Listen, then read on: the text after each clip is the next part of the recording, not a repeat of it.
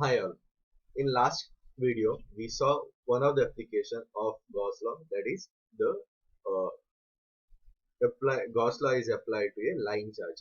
So in this video, we will see the Gauss law is applied to how we can apply Gauss law for a coaxial cable. So to find electric field intensity and electric flux density. So as you know, coaxial cable is a two concentric cylinder placed one inside other. So here I am considering, as you see in the figure, the coaxial cable inner cylinder has a radius of A and outer cylinder has a radius of B, and which is with a length L.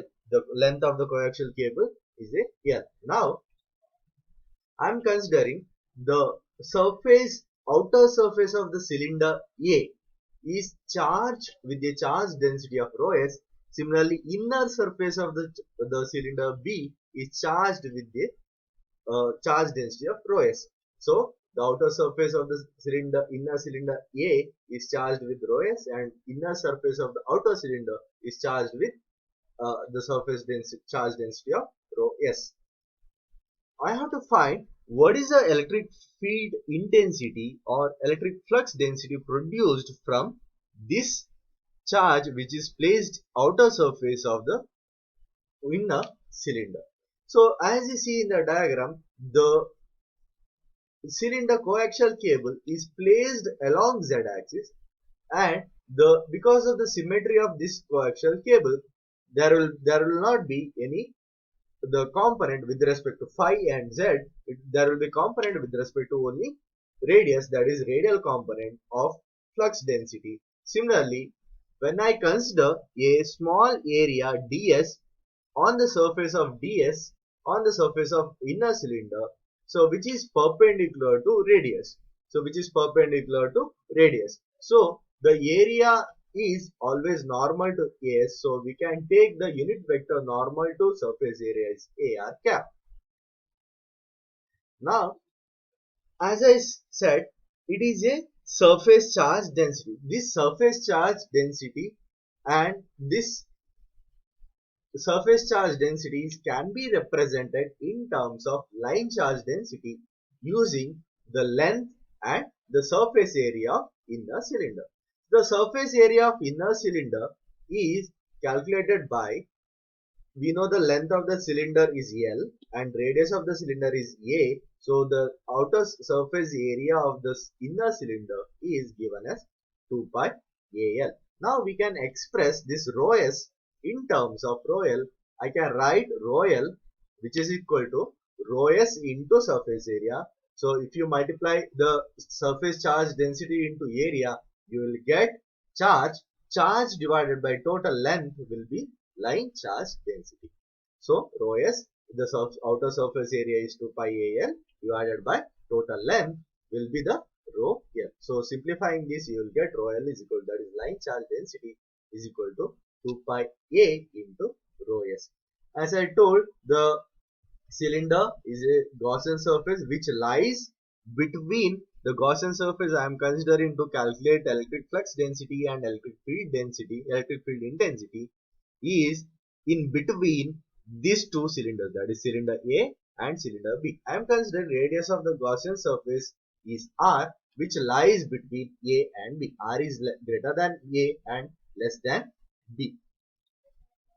So I told I am considering a surface which is in along z axis, so there won't be any other component because of symmetry. So I am taking only the component through the radial direction. So the component of electric flux density d is given as dr into ar cap.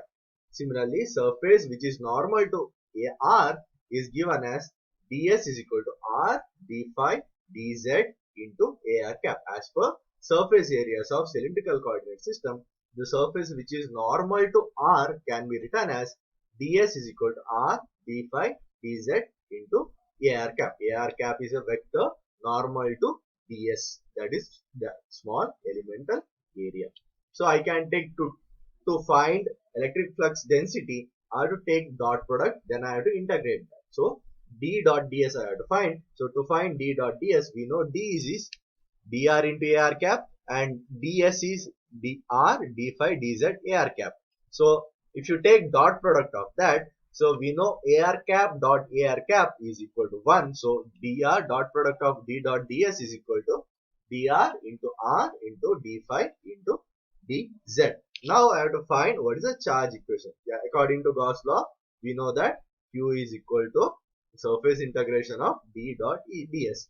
Here I am considering side because cylinder has top and bottom surface also. The top and bottom surface is along z axis. So it is normal to z axis. So the vector which is normal to z axis az cap. So it will cancel minus az cap and plus az cap. It will cancel each other, top and bottom surface. So you will get q is equal to, with respect to surface integration of side, d dot ds. So we know d dot ds is dr, r, d phi, dz. Now what is the limit of phi and z?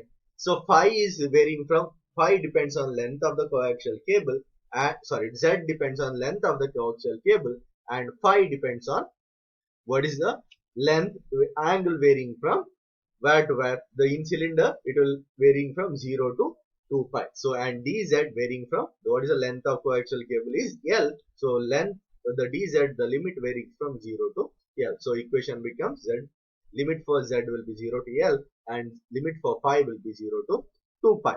So if you integrate, you will get q is equal to dr 2 pi r L.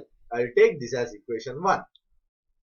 Now we know that q is a with respect to surface charge density. I can obtain q from surface charge density by integrating that. So I can write q is equal to surface charge rho s, that is surface charge density, into ds, integration over the surface. I'll get what is the total charge outer surface of inner cylinder. So q is equal to surface integration of rho s and ds.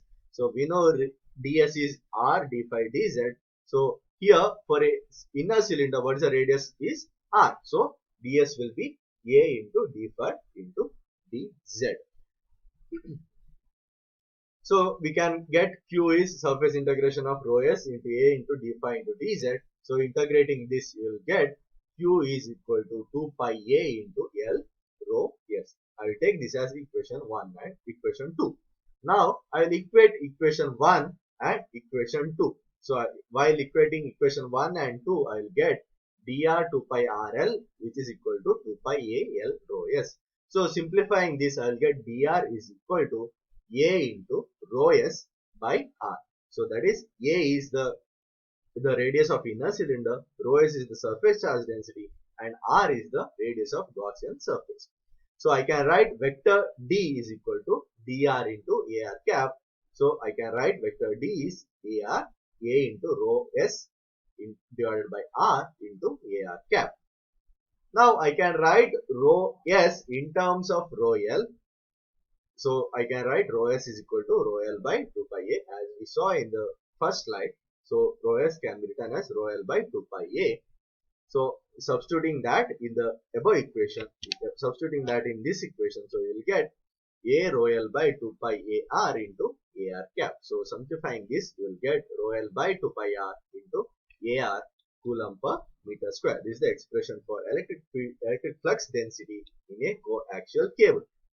Similarly, we can obtain expression for electric field intensity by using the relation between the electric flux density and electric field intensity. So we know that electric field intensity is equal to electric flux density divided by epsilon naught. That is, E is equal to d by epsilon naught. So I can substituting the what is d is rho l by 2 pi r. So substitute that in the equation for E. So I'll get E is equal to rho l divided by 2 pi epsilon naught r into ar cap. So r, the radius of the Gaussian surface, always in between the radius of inner cylinder and radius of outer cylinder. These are the expression for electric flux density and electric field intensity in a coaxial cable. So this is how you analyze and obtain what is electric flux density and electric field intensity in a coaxial cable case. So in next video we will see what is a electric field intensity and electric flux density in an infinite sheet charge, and in a spherical shell and a uniformly charged sphere. Thank you.